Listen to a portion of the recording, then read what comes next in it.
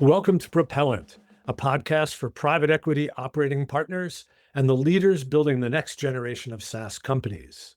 Each episode features conversations with operating partners, investors, and experienced operators about how value is created inside software companies before a deal, during diligence, and after the investment close.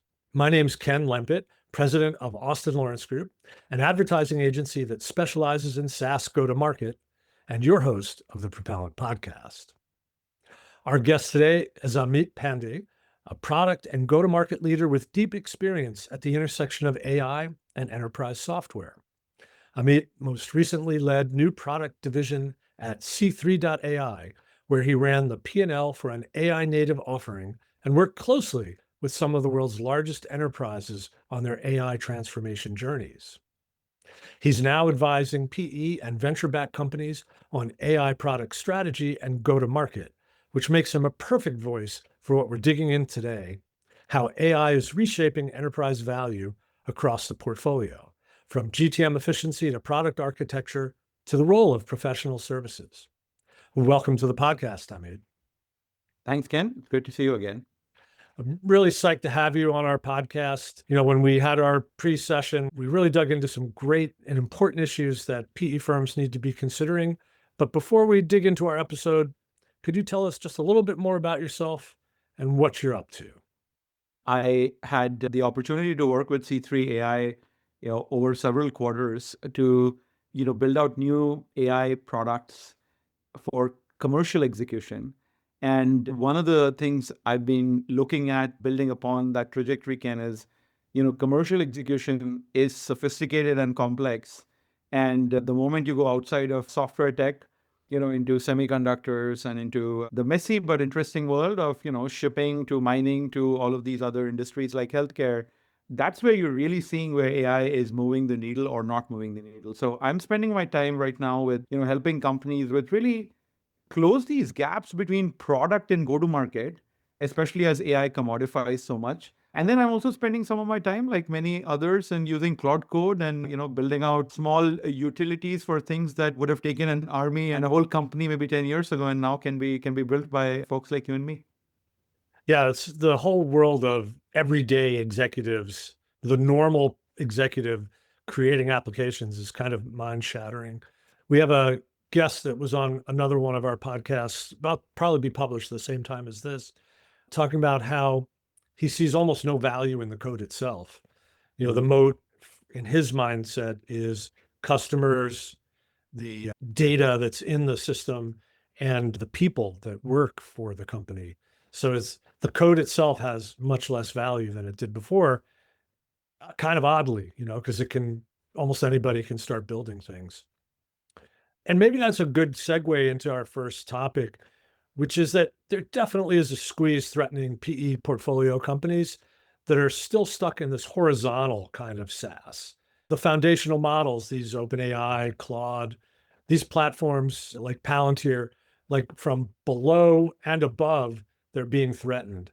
So how should operating partners be like stress testing their portfolios against that? I mean, how do you even get your mind around what the risk is to the value of the companies in a portfolio? Ken, that's a really good way to describe it. The squeeze is real. The floor is going up and the ceiling is coming down. Very specifically, if you think about a salesperson responding to an email, a marketing person generating a basic campaign, or someone coming up with a basic spreadsheet that calculates terminal value, those things are getting easier to do with foundation models. And that's your horizontal SaaS doing a regular, person's sort of horizontal job, if you will. And then the unified data foundation story by the Palantirs of the world, the Databricks, C3 and companies like that, while nobody wakes up in the morning and says, I want a unified data foundation, whichever company has that unified data foundation is in a pretty good position to then add agents or applications on top of it versus sometimes the other way around. So I think the interesting question is the squeeze will continue, but what is valuable in the middle? And so if I think about private equity stress testing their portfolio, it goes back to something you framed our question around, which is the value in the relationships and the data in the workflow is where I would start.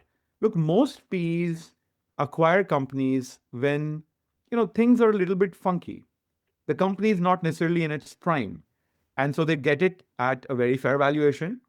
And often, if you look at these companies from the outside, if you look at their marketing, if you look at the way their product is represented, you might mistakenly feel, whether you're outside or you're in PE, you might mistakenly feel that, oh my God, this company is not defensible. But that's just the surface. I think you want to go 3 clicks below the surface and say, what is the workflow that is embedded today, that is in the day in the life of an end user, whether it's in the realm of immunology, in the realm of shipping, whether it's in the realm of mining, it could be any such industry. If you own a workflow with your software in the day in the life of that end user, I would start at that point and say, are we owning a part of the workflow with proprietary data or something that we're enabling in terms of a better decision that the foundation models can't do because they don't have access to the data? Or then the platform companies can't do because you'd have to build everything on top of them. I would start there. If the answer is actually no, in this stress test, we're not finding anything that is a sticky decision, a deep relationship, or some kind of a mode, then I think you have a problem. You have to think about how to then take that horizontal business and do something with it. But if the answer is yes, then I would double down on that data and workflow, and then that opens up a new conversation on, how do you take that 2x or 3x multiple into something that is several times higher? Yeah, everything seems to keep coming back to those two things, data and workflow. The workflow representing the knowledge of the corporation, right? Its ability to execute, and the data, especially if it's proprietary, being this unique advantage it can bring to decision making or acting in the market. So I actually wrote a Substack on moat. The title is Moats Make Goats. And one of the main moats I wrote about is data, because it's been since my beginning of my career in technology, which I'm afraid to admit, but goes back to 1980, the data has always been the thing that was the advantage.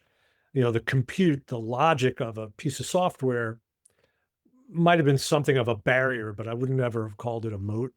So I think having business logic, business intelligence that is well understood and a proprietary data advantage can't be underestimated. And that's, I think, as you just said, where to look for, are these companies going to have survivability? When we talked before, you mentioned that the Microsoft Copilot experience has sort of conditioned enterprise buyers to expect mediocrity, right? And that anything that's kind of chatbot first can sort of take all the air out of a room, right? Sort of kills the vibe. So how should portfolio companies reframe their AI narrative so that they don't fall victim to this kind of buyer skepticism? It's a great question as it relates to, in fact, what you spoke about, with institutional memory and context, right? Because you sort of have this structured, captured context of an enterprise that is in all these enterprise systems that you and I have seen in our different generations. And then you have all of this implicit context that's in people's heads, and it's in the relationships and the things that never really get documented. And then there's all this external context outside the corporation of its if you go back to kind of, Porter 5 forces, right? All of this is the context that AI can actually feed on. And today we're dealing with a very small slice of that. And the proprietariness of the data that you get with all these other contexts make it interesting. As it relates to Copilot, Copilot certainly works in only some of these silos, right? And so part of where the Copilot era has now become a bit of an exhausted metaphor is that you're able to ask it questions about things that are often just a little harder to look up. Now, I will say that we should acknowledge what Copilot has done well, which is that it has, for many of us who have been waiting for the personal AI assistants, and Siri promised us this in 2011, it actually showed us at least some of those assistant capabilities, while GPT and Claude caught up. But the numbers that you and I both know are not great, right? You have 6% paid users in a 450 million Microsoft Office subscriber base, and you're making 5 or 6 billion on Copilot, which for Microsoft is, 1/5 of what they spend on data centers every quarter. So we have to thank Copilot for doing phase one and then stop there and say, this was a great diagnostic. You've shown us the direction, but now let's move on. And in terms of where we're moving, what becomes interesting is going from either the metaphor of Copilot to that of a coworker, or the metaphor of collaborative intelligence.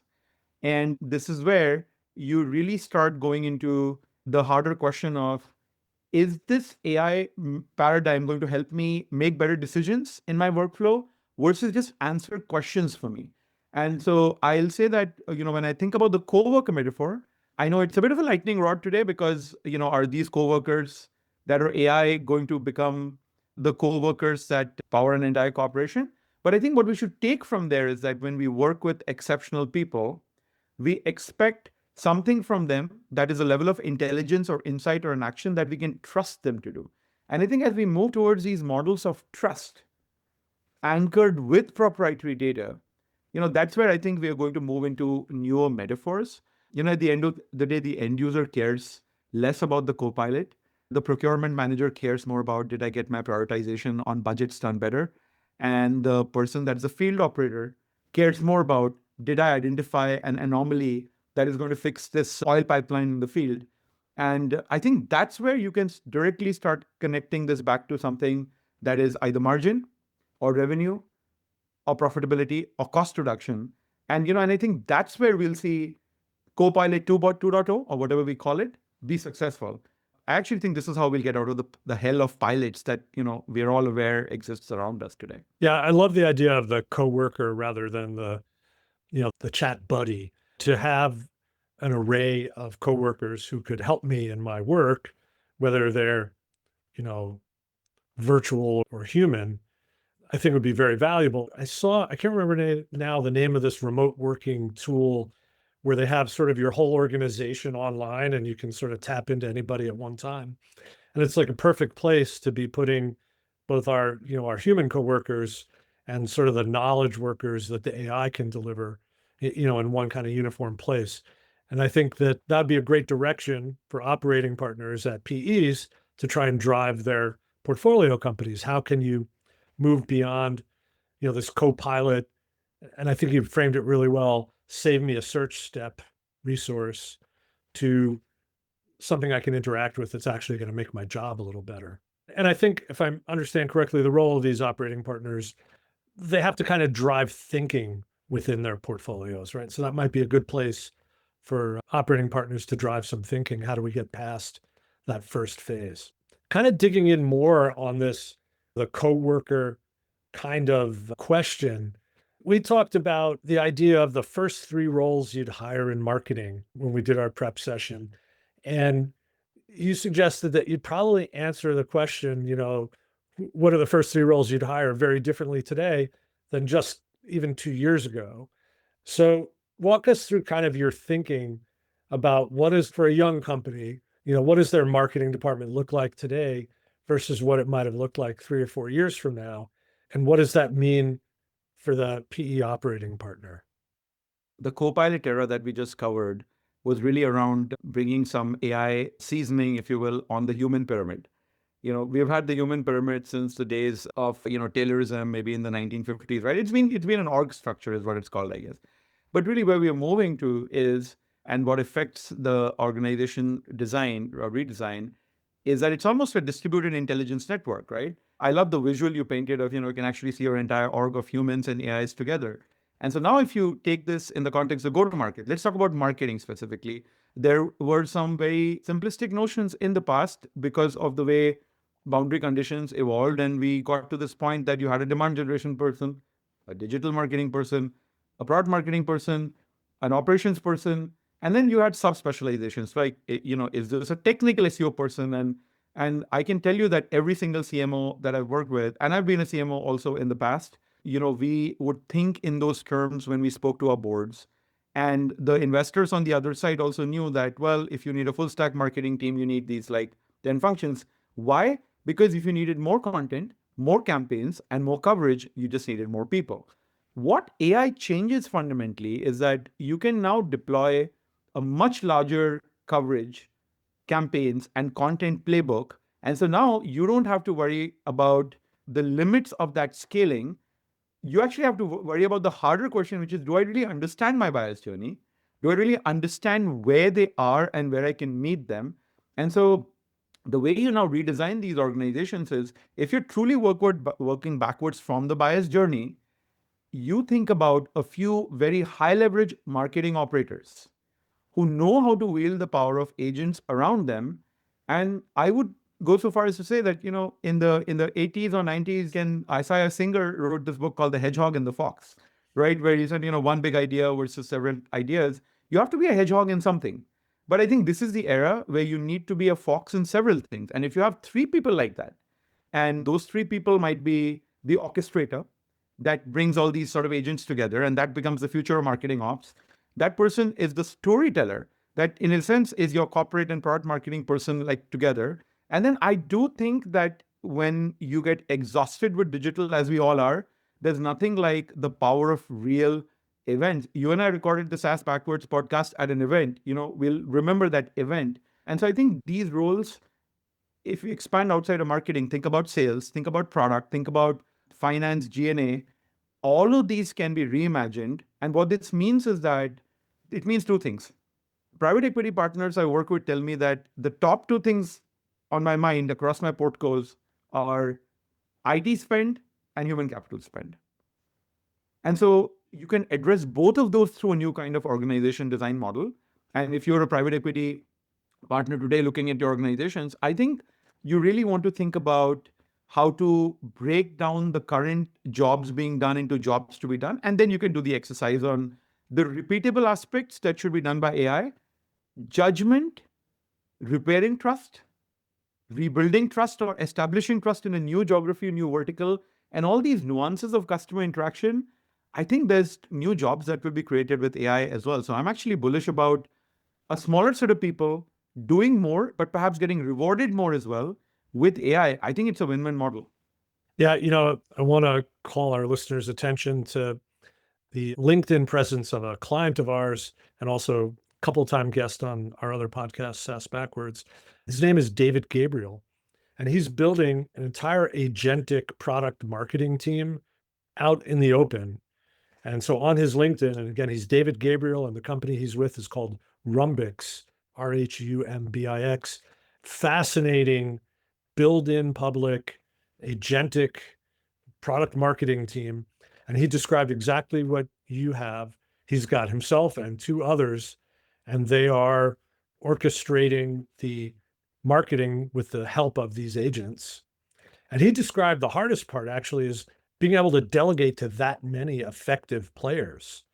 His span and scope are much greater as he's built out this agentic organization. And he actually has agents managing agents. So I just think it's a really interesting place for people if they want to dig in on what does this actually look like in the real world. It's not just us spouting off here on a podcast. It's actually happening. And Ken, I'll close with one more comment in that question, that there's a lot of simplistic assumptions going around today, right? Let's just reduce the whole marketing team down to one person, or this is really more of a headcount planning decision. No, this is a capital allocation and leverage design decision. That's how you want to think about it, because you're trying to design the organization that will also sustain itself in the future. You bring your marketing team down to zero, I would argue you have a bigger problem than if you bring your sales team down to zero, because you've suddenly lost all this context and then you're being penny wise, pound foolish. And I think when I talk to the best private equity partners, I'm definitely hearing that they're starting with what you mentioned about David's work, which is you need to understand your existing process really well and map it out before you can even start bringing in more and more agents to do the work. Now you can do more with them versus a 100% human organization. Totally. Hey, I want to keep moving because we're going to try and pack a lot into this episode. For a long time, professional services has been sort of a detriment toward the software multiples, right? The multiples of these companies. But in our prep session, you made the case, or maybe we did it together, that forward deployed engineers, that model might actually be an important mechanism for unlocking AI value in enterprise customers. How do you see PE firms reconsidering professional services as a strategic asset and not just a drag on the multiple? There's a good reason that private equity and venture capital was wary of services heavy models in the past, because you had engagements that would not generate any IP or any repeated intelligence loops that would feed back to your product or your business. You essentially were doing resource for hire type of models. What has changed in the forward deployed model, which Palantir deserves a lot of credit for, is that you embed really smart people to understand the messiness of somebody's world. And I can tell you, Ken, from my experience in working with some of the largest Fortune 500 companies in these gnarly industries, okay, biopharma, semiconductors and such, that it is 10 times messier than you think before you start working with them. We're talking about 500 data sources and maybe 5 years of dozens of Power BI tools people have built on an older generation of ML models, a process that involves people in Austin and in Houston and somewhere in Penang, Malaysia, and the people in Penang, Malaysia only work on Excel sheets. Forward deployed engineers and that model of next generation AI services, it does three things really well. And that's why private equity is paying more attention to it. First, you embed and start with understanding the customer's mess rather than starting with the technical elegance of your solution. I think that means that you're reducing buyer fatigue. And buyers are saying, oh my God, you actually understand me in a very therapeutic sense. You're here to really understand my messiness and not judge me for it or try to shove out technology. Number two, what you're doing is you're creating this intelligent product feedback loop, because when you're capturing someone's domain into a data model or an ontology, you're creating these repeatable black boxes of intelligence. That then can feed back into your product and help you determine if you should now build new agent layers or you should build new accelerators or units that can then feed back into your product. And in the domain or jurisdiction in which you operate, every next customer you go to, now you actually have new pods you can add to your earlier product. And I think that's why this model of services not being a drag, but being an intelligent loop to the product you should become, which you can price higher. I think that is now possible in a different way in the AI era. I hope we can dig into this more someday in the future as you and I learn more about companies that are deploying the Palantir model without paying $1 million a year for the Palantir FTE, which is one of the reasons why it hasn't scaled as much. I really like the way you described it. I think there's a huge opportunity. And we used to do this a long time ago in IT or surrounding software products. The customer would pay for the development and it would become part of the product. That's, even before, cloud was a thing, that was how those additions to the software got funded in many cases. So it's almost like we're going back to the future here, but in a probably a more powerful and quickly monetized way. So it's actually very cool. And in fact, one of the things we talked about, and we don't often talk about professional services firms in our podcast, but I think it's important that we just kind of make a note here about the opportunity for professional services firms to get into this business. A long time ago, we worked with Cognizant as it was addressing the needs, the perceived needs really of Y2K, and it helped that firm grow up from being truly a body shop to project capable and ultimately really a major player. It was one of the real launching points for the Cognizant we know today.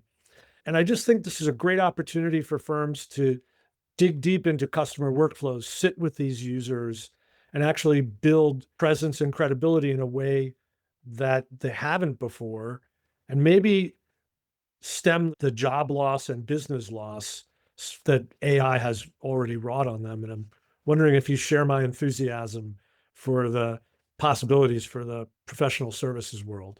100%. I have seen how Cognizant and Accenture, among all the things that they did well, one of the areas they went deep into is design thinking.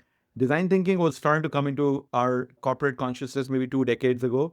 And by investing in design firms, Accenture, I remember, actually acquired a half a dozen design firms around the country. Deloitte did the same. Cognizant was the most forward-leaning of the India-based companies at the time. That means you have an ethnographic level empathy for the mess that exists in a customer, but you can capture that in a meaningful way. And then that becomes encoded back into the offering that you can do. The only other thing I'll add to your comment, Ken, 100% aligned on what you said, is trust is owned by whoever's closest to a customer. And one of the things these firms have been great at is they own the trust with customers in many industries in a way that for today's world is, whether it's corporations or geopolitics, we're in a world of bridges and moats and fortresses again. And you need insiders who know how to speak to insiders to even earn a conversation with someone that, let's say works in a European pharmaceutical company, because they're actually scared about words like disruption. And I think this is where professional services firms also have the advantage that if they bring these forward deployed engineers and combine them with actual AI builders, there's nothing that stops these companies from generating a parallel product line and monetizing that and having a product forward business also as part of them. I'm actually hoping to see some successes come out of this in the near future. And I think there'd be good companies to invest in. Yeah, I mean, these firms have shown an appetite for building applications in the past too. So it's sort of an interesting possibility of the professional services firms becoming, AI powerhouses in their own right. It's kind of interesting. Kind of the last thing I want to touch on is that we talked about, winning vendors aren't necessarily the ones that are going to have better models. They're firms that, and through their forward deployed engineers, kind of walk into a client that might have this crazy stack of legacy machine learning, which I think you talked about just a few minutes ago, these scattered SaaS, all kinds of things that are sort of orphaned, and say, let's start where you are. And I think it might be good to land our episode on the idea of what is a customer backwards approach, which I think you were starting to describe, and how would that be a technology forward pitch? And what does that mean for our operating partner listeners?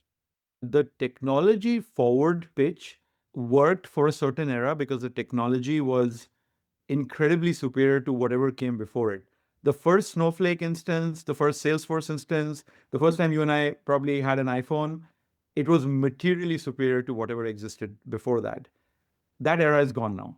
Technology exists around us in a way that if you now lead with technology forward approach, the problem is you're really alienating the buyer. You're getting them scared about this really expensive features that is going to be disruptive, where they're already hurting and a little bit fatigued. And so the number one mistake that I see a lot of technology companies here in Silicon Valley do, which they have to stop doing, is do not talk about how great your platform is, and stop showing one of these things that is an eyesore. The customer backward approach really starts with first, often when you document what a customer's pains are and what their existing day in the life is, you're actually doing the customer service scan because the customer hasn't had the time to actually document this. I saw in one of my most successful deployments last year, it was a semiconductor customer. We went from level 1, level 2, level 3 of actual process mapping. And I'm talking about the hard work of process mapping together with your customer. And their chief business officer appreciated it because they said, we've never done this. And we're a public company. And now you have helped us build something that we can use for a foundation for any application we build into the future. But second, the question of where agents come in and start helping decisions in a human workflow, where the exceptions are to those decisions, what becomes repeatable. If you're a product team, you're very distant from that messy world. And we have to reduce that gap and reduce that distance with this customer backward approach. If you do it right, you're actually connecting customer pain and new product strategy with what your new product marketing should be. And if you can get that sequence right, Ken, well, that's the difference between a business that is seen as, oh, it's kind of this vertical or horizontal business from 10 years ago or 15 years ago, which is what a lot of PEs have, to, wait a minute, this is a business that is literally mission critical to the industry that they serve. And so I think connecting this back to role design, I would actually say that I see a lot more roles emerge in the future, even for new grads, at this customer interface. And I can tell you, I have leaders in my network who have told me that I've been a COO, I've been a CRO, I've been all this. I want my next job to be like a customer operator. And I'm like, what do you mean by that? And they're like, I want to just spend a lot of time working embedded inside a customer and then work backwards from there to see what we can build. So you're right, it is back to the future, because we're going back to a time when, there was a time when you had to pay a lot of money for an expensive bespoke suit, right? And then of course, all this era of new, fashion came in and, bespoke becomes really expensive.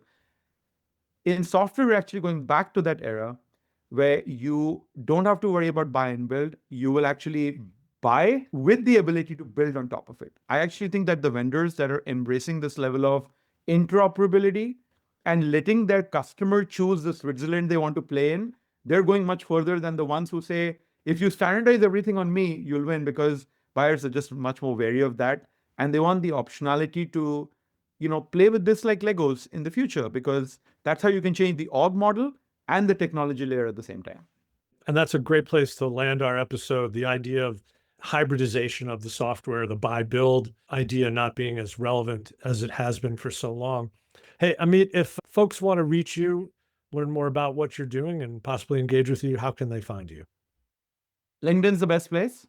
And I look forward to us continuing this discussion that we started with SaaS backwards several years ago.